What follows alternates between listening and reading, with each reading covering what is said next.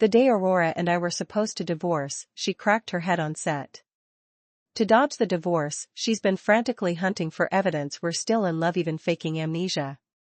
But it's too late. All I want is the divorce. When I reached the hospital, Alex hadn't woken up.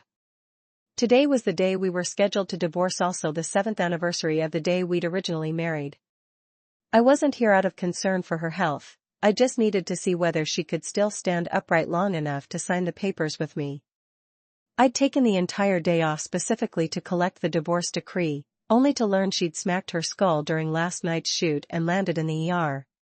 Plain proof we were never meant to be. Obstacles avalanched when we married, and now freak accidents derail us while we try to divorce. I'd just laid the folder of documents on the nightstand when Jamie fluttered awake. Quentin. Warm arms circled my waist, she hugged me outright. I froze. It had been years since she'd last called me Quentin, 5, at least. After she met Sam, she'd stopped, even when we pretended to be a couple for the cameras. Before I could respond, she snatched the little red booklet from the bedside. One glance at our marriage certificate and her pupils blew wide. Quentin, didn't we agree to pick it up today? How is it already in our hands? That's the marriage certificate. The divorce decree is waiting for you to wake up and co-sign, but you look functional enough. Get dressed, we'll head to the courthouse now. After all, you've been counting down to this day. I turned to step outside and give her privacy. Instead, she caught my arm and pressed herself to me. Quentin, why am I in hospital? And how can we be filing for divorce when we haven't even collected our marriage license yet? The questions were bewildered, yet her tone was soft, almost coquettish. I hadn't heard her speak like that to me in ages. Something felt off. I stepped out and fetched the doctor and her agent. 2 after the exam, the verdict, Alex had lost her memory. Her mind was stuck on this exact date 7 years ago, the day we got our marriage license. Back then, I thought love could conquer anything. I defied Sterling and was kicked out for her. Look where that landed us. I reminded her we were due in court this afternoon to divorce. She countered by begging me to take her to the roadside noodle shop behind campus for the rice noodle soup we used to love. I frowned. Alex, it's 2023, not 2016. Our marriage is wrecked and we're minutes from signing the divorce petition. Is Sterling scheming again, forcing you back to Jade? Rowan, we agreed we'd get married today. Pale and trembling, she worried her lower lip between her teeth. It has nothing to do with Sterling anymore. It's you. You stopped loving me, and you've wanted out for a long while. Just then a man slipped in, hoodie, cap, dark shades, Sam, the current Oscar holder. He stepped around me and moved to Alex's side. Jamie, how are you feeling, baby? Alex shrank back. Who are you? Sam's face creased with concern. I'm your boyfriend, Jamie. Correct, though Alex and I aren't yet divorced, her current partner is Chase. Chase and Aurora, how perfectly the tabloids mash those names together. I felt more superfluous than ever. I just wanted this divorce finished. Alex grabbed my hand and hid behind me, eyes rimmed red. Rowan, if you don't want me, say it outright. I know the Sterlings look down on me, but you don't need to stage a show with some actor to humiliate me. I peeled her fingers away and answered coldly, Alex, you were the one who stopped loving first. Impossible, Rowan. There's no way I'd stop loving you. I shot her a mocking glance, then yanked Sam forward. You've been done with me for ages. The one you love now is him. In her mind, I'd hired an actor to trick her so I could dump her. She shook her head frantically, tears flooding her cheeks. I love you so much, Rowan, why are you doing this to me? Yeah, I wonder the same, why would the girl who adored me 7 years ago do this to me now? 3 We met in college, cliché of clichés, rich boy falls for the nobody scholarship girl. Our stations were galaxies apart. Sterling demanded I marry into Vance and cut Alex loose. I fought back hunger strikes, fake suicide leaps off balconies until my parents washed their hands of me and bolted the mansion gates. Fresh out of school, my credit card snapped in half, I'd never looked for a job and couldn't survive a single interview. She'd studied acting, zero connections, and Sterling's blacklist meant she had to claw for 2-second background shots. Still, with nothing to our names but stubbornness, we weathered the world's malice and married.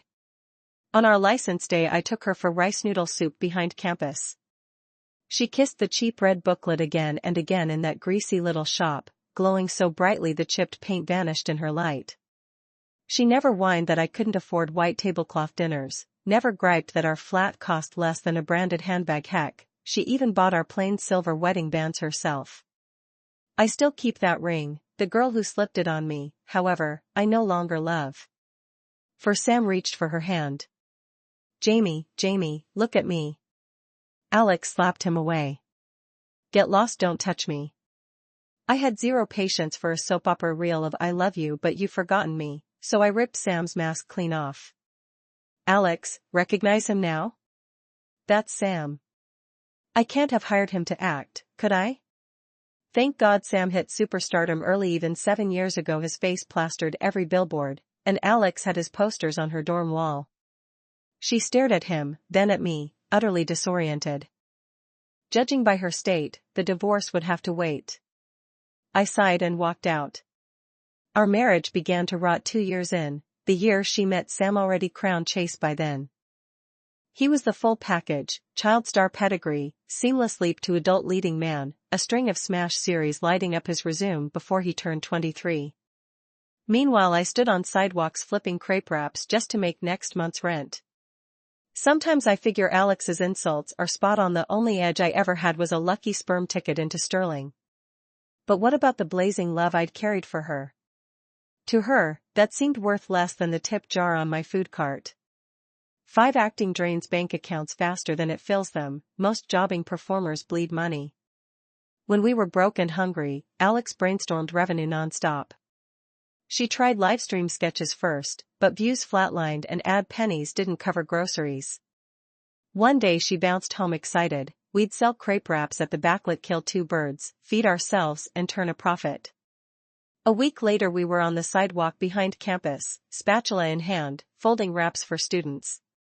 For years after our finances stabilized, I couldn't stand the smell of batter. She, in contrast, flipped and grinned with gusto. She streamed the crepe sizzle while she worked, all smiles and flour dust, prettiness that parked a line around the block. Netizens crowned her crepe, some road-tripped from other states just to buy a wrap and a selfie. Someone eventually stitched together her micro-roles and forgotten dramas, outing her as a working actress moonlighting as a crepe slinger. Everyone thought she was not only beautiful but also hardworking and ambitious, so she got even hotter, turning into a headline regular. Some directors chased the buzz and started casting her.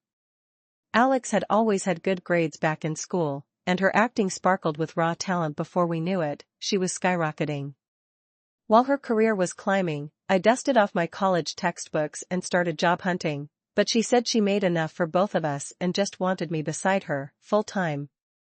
So I closed the books again and became her assistant, showing up on the set every single day, waiting for her to wrap no matter how late the night shoots ran, rain or shine. In the 3rd year of our marriage she finally landed a role opposite Sam, her childhood idol. The first time she worked with him she was so excited she didn't sleep all night, dragging me to binge-watch half a dozen of his talk show clips so we could study him. When Sam met me he assumed I was just another PA and told her it'd be more convenient to hire a woman. Alex laughed and introduced me right there. Wilder, he's not my assistant, he's my boyfriend. Sam looked me up and down, gave a little laugh, and shook his head, contempt flickering in his eyes.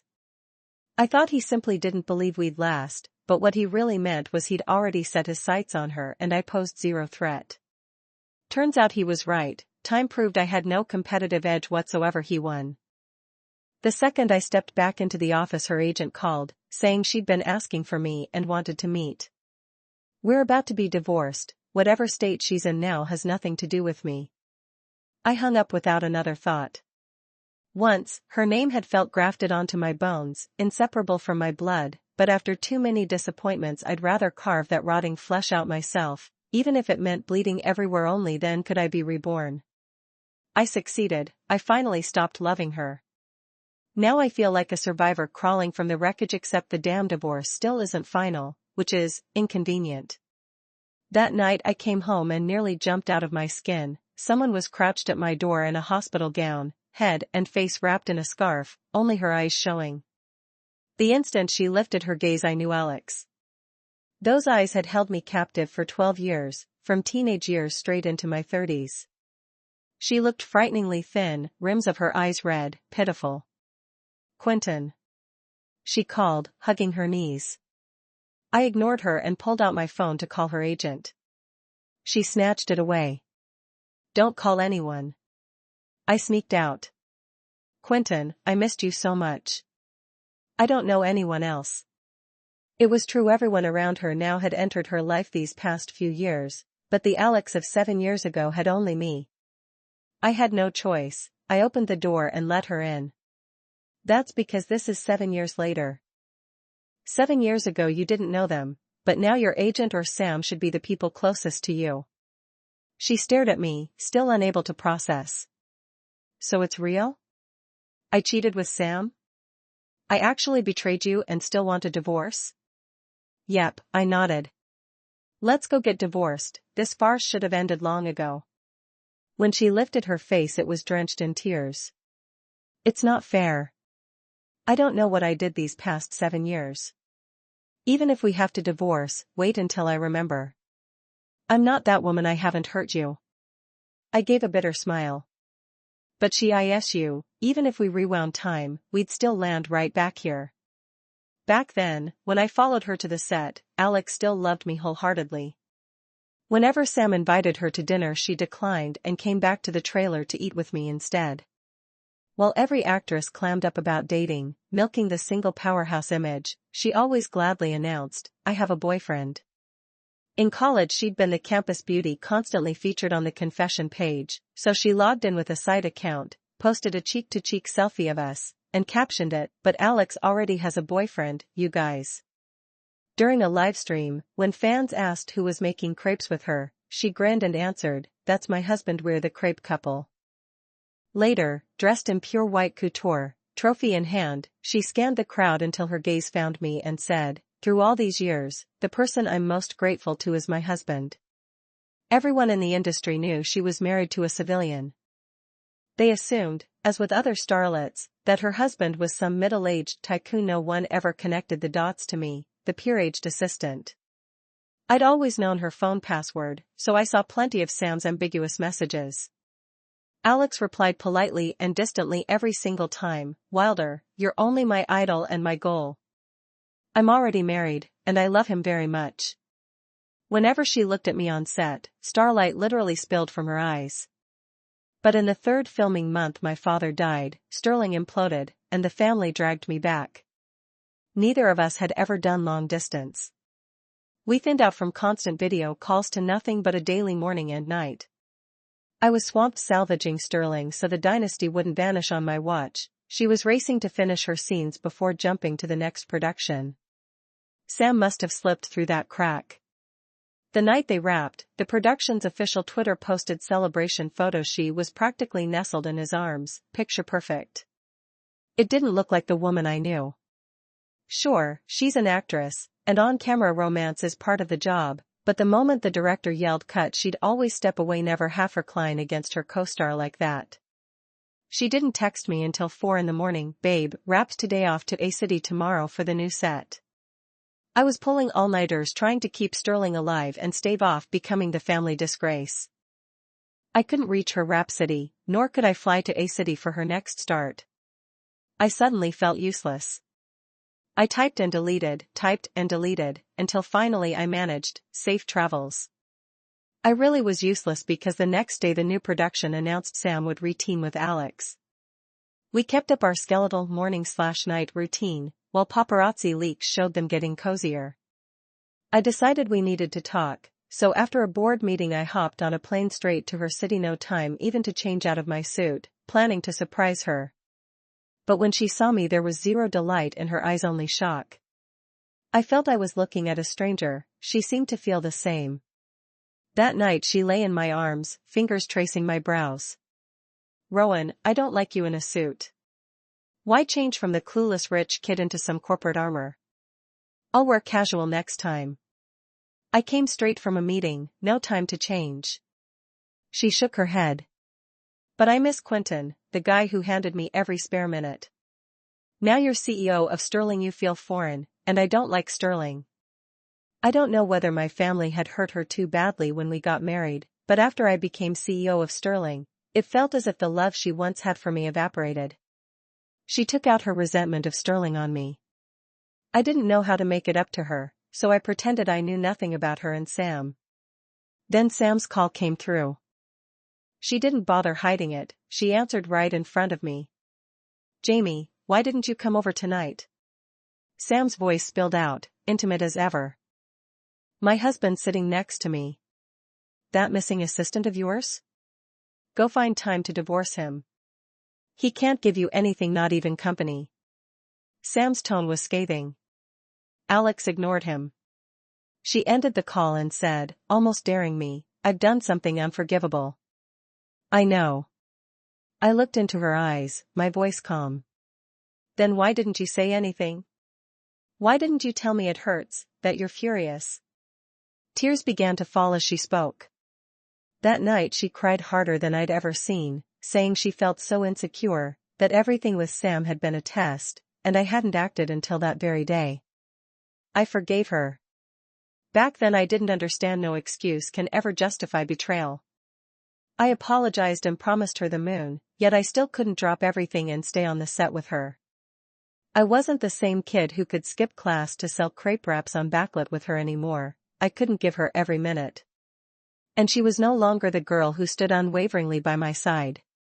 She started weighing pros and cons, doubting, losing her sense of safety. We'd both changed, grown up, responsibility found each of us. We were like two lines intersecting. After the crossing we drifted farther apart.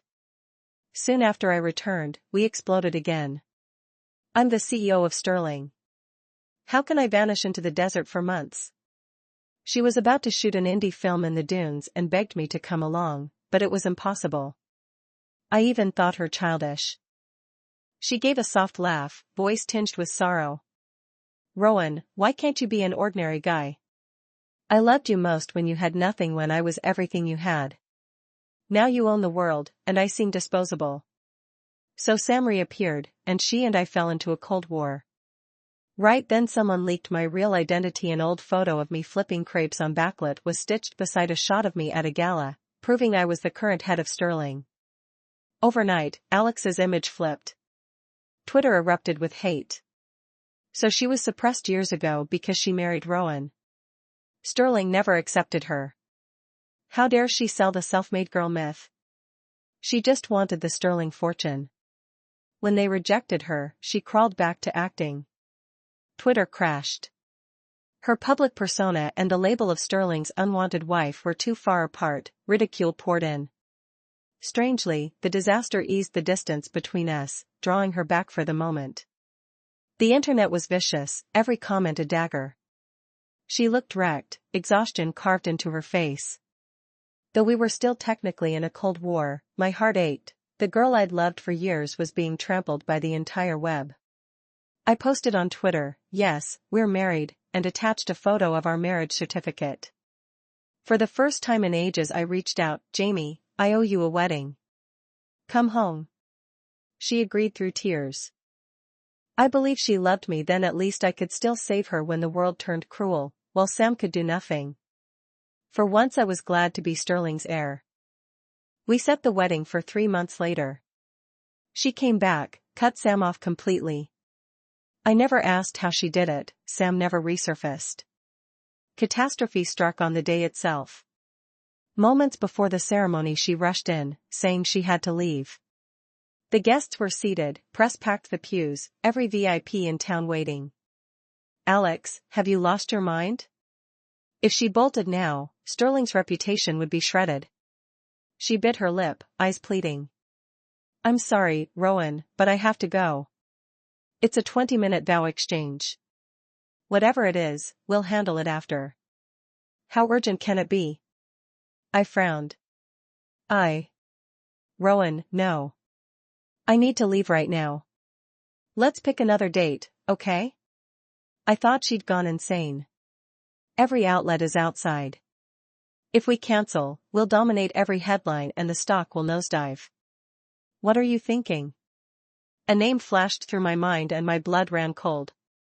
Did Sam crash? Her eyes reddened. He was in an accident. They're operating. He's critical. She inhaled, decision made. I'm sorry, husband, but I have to go.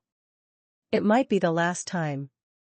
In her white wedding gown, heels in hand, she sprinted out while everyone gaped. Cameras fired away, reporters salivating over tomorrow's cover. She stayed at the hospital a week until Sam woke. I asked her countless times how she could abandon me at the altar. I'd pictured our wedding since we were teenagers, only to be left for another man. You lost a ceremony, Sam almost lost his life, she countered, as though the math were obvious. It sounded reasonable, yet what had I done wrong? That wedding was the one thing I'd dreamed of for years and the world laughed at my empty aisle. She insisted we redo it, but by then I felt nothing. The second ceremony was just a PR correction. The rumors of our broken marriage weren't rumors at all, we were shattered. Now she sits on the couch, long lashes casting shadows, her face as flawless as the dolls in boutique windows. As an A-list actress she's preserved herself perfectly, she looks no different from the day we met 11 years ago. Yet everything between us has changed. Lovers became enemies. Right now, I kind of hate her.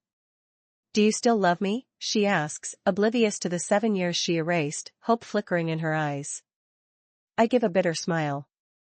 Do you know how you used me, how you lied, how you forced me to divorce so Sam could take my place? I don't love you anymore, Alex. I'm terrified. All I want is a divorce. She clutches my sleeve, almost begging. Could we?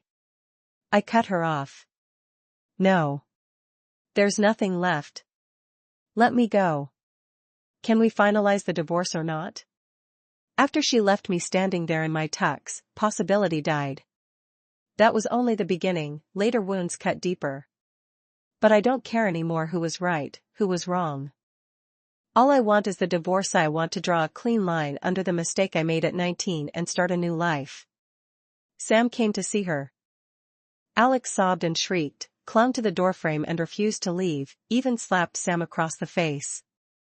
When her memory comes back she'll ache over that slap. After all, she struck the man she truly loves for the sake of an old ghost like me. Maybe the amnesia isn't her only problem, she's half crazy too.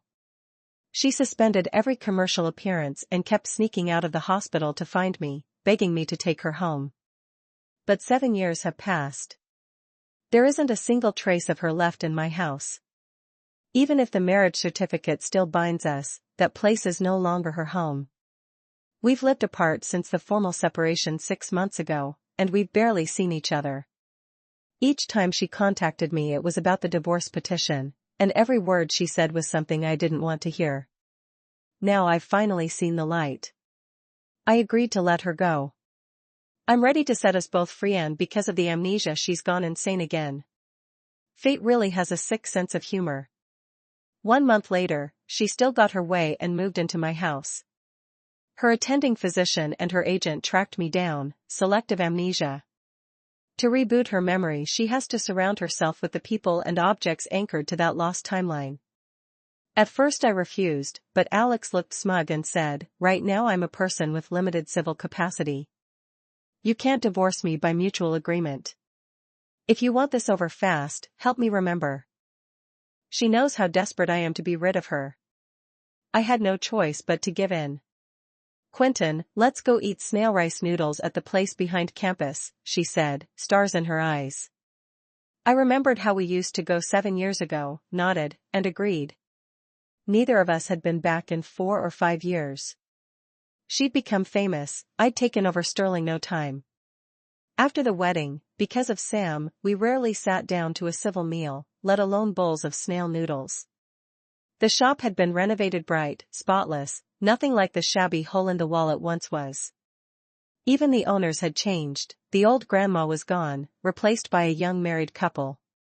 Watching them hustle, I was reminded of the days we used to run that crepe wrap stand together. We had nothing then, we counted every dollar we spent on food. As Sterling's heir, it was the first and only time I'd lived in outright poverty.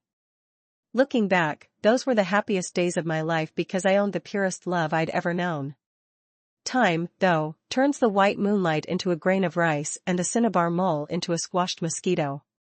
It tastes different, Alex said, sad. Not as good. I nodded. 7 years, new owners, new decor, of course it's different. She stared at me, lost. So 7 years really have passed.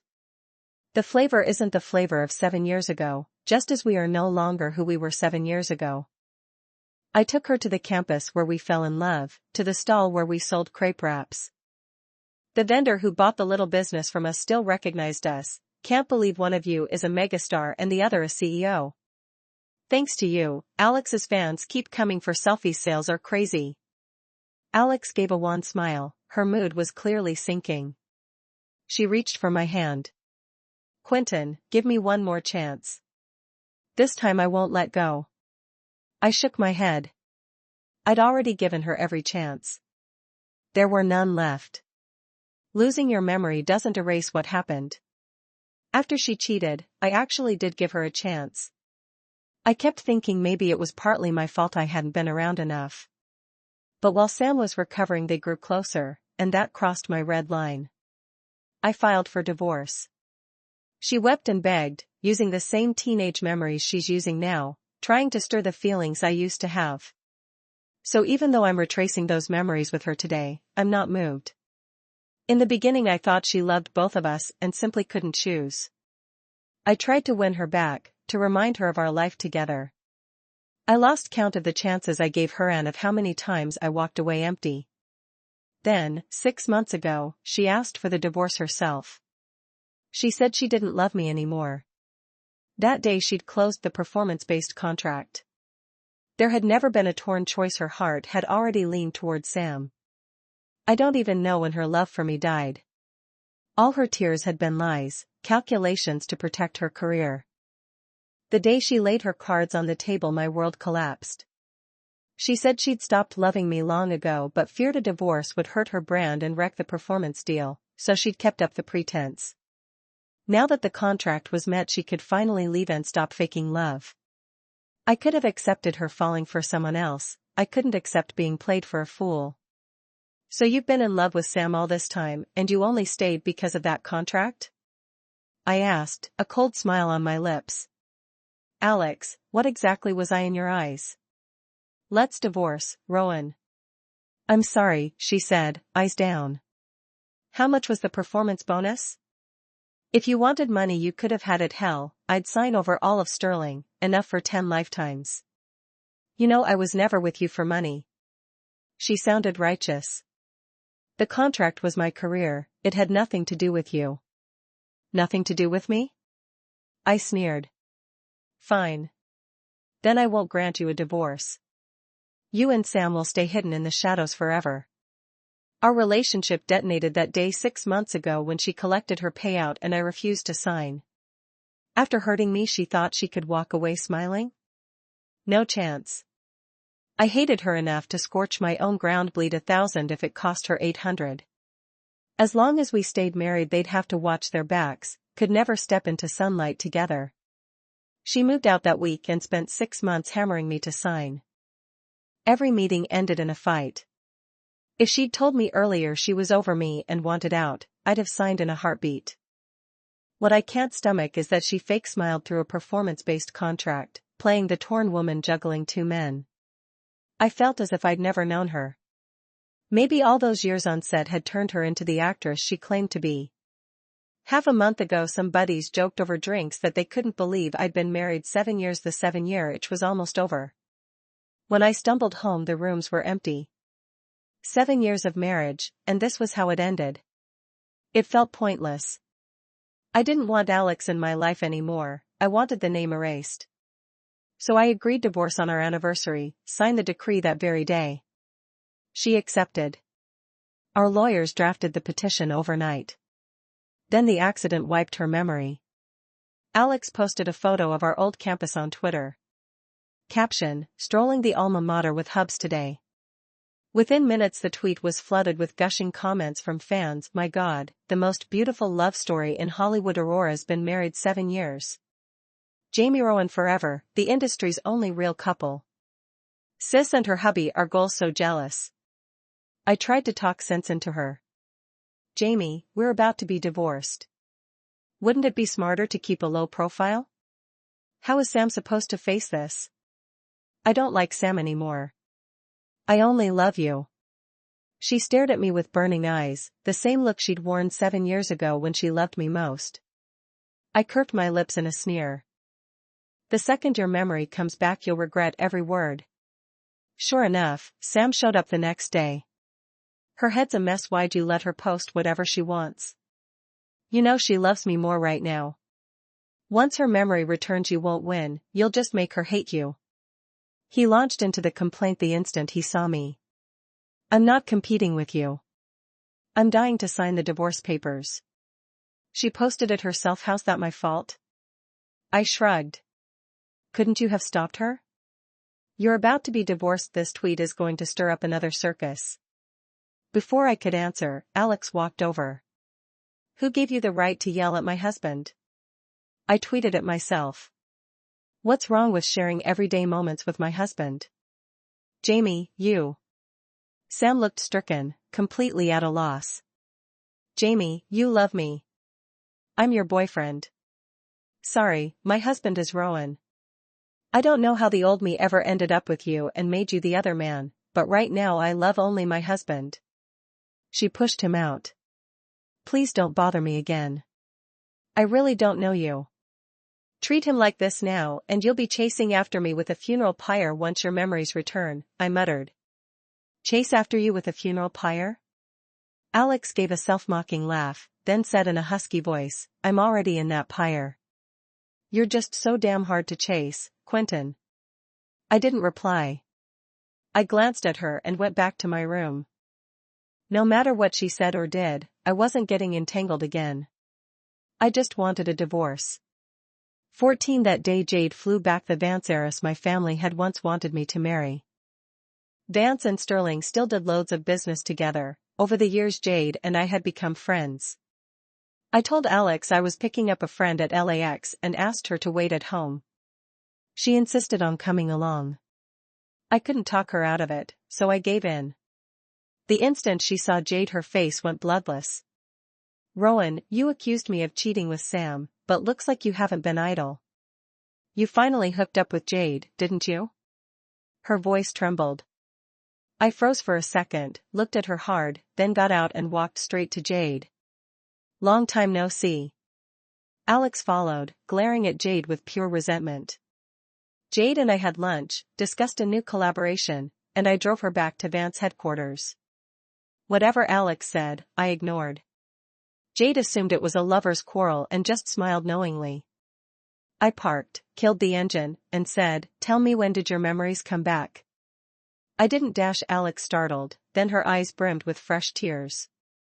Stop crying. The Alex of 7 years ago never met Jade. You've remembered for a while. Drop the act. When exactly? My voice was ice. She shrank back, voice small. The day we visited our old campus. I smiled. Then let's go file for divorce. She stared in disbelief. You hate me that much? You're in such a rush? I've got my memories back, yet I still love you. Rowan, I don't want a divorce. Alex, I'm exhausted. Rowan, I admitted I am the one who wronged you. But dare you claim you were blameless? If you'd stayed by me instead of burying yourself in Sterling business, how would Sam have ever gotten close? I only flirted with him to make you jealous. Later I convinced myself he had more time for me, that he understood acting and could help me grow, so I lost my head for a moment. Yes, Alex always felt I didn't understand art, didn't understand acting. Sam did. They were the perfect match. Besides, betrayal is betrayal, the traitor swallows 1,000 needles. I didn't need her to swallow anything, just wanted her out of my life. You're right, he's a better fit. Let's divorce, Alex. I kept my voice gentle. Tears spilled, her body shook. What about all those years? Our youth? I thought I liked Sam more, but when my mind snapped back 7 years, you have no idea how much I loved you. I knew exactly how much the Alex of 7 years had loved me. But too much time had passed, time that had made her forget that love. There's no going back. People have to move forward. I didn't take her home that night. I let her sob outside my gate. She didn't give up. She canceled every shoot, ended things with Sam, and spent weeks retracing every place we'd haunted 7 years ago, tweeting photos along the way.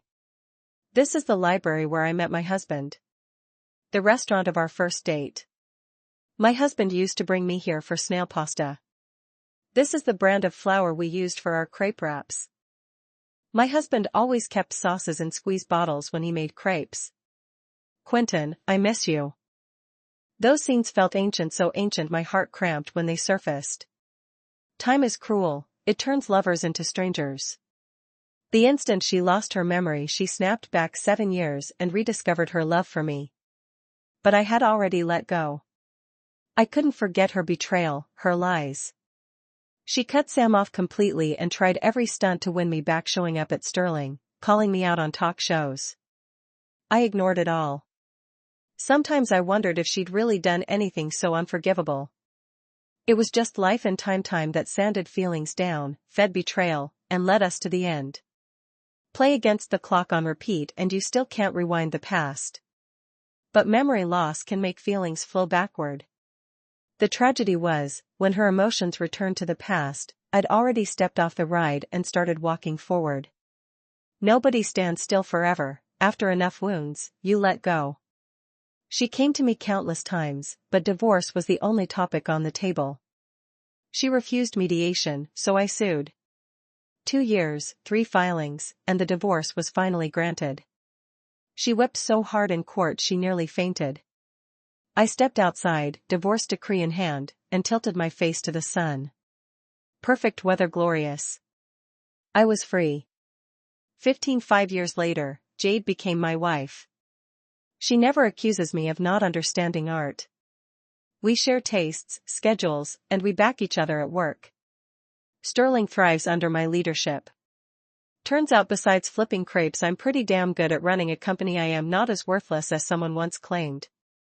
Fate, in its own roundabout way, set things right. Thank God I got that divorce. The end. Author, Chingonga. Thanks for listening to today's story. If you liked this video, hit like and share it with friends. We'd love to hear your thoughts in the comments. Don't forget to subscribe for more great stories. See you next time.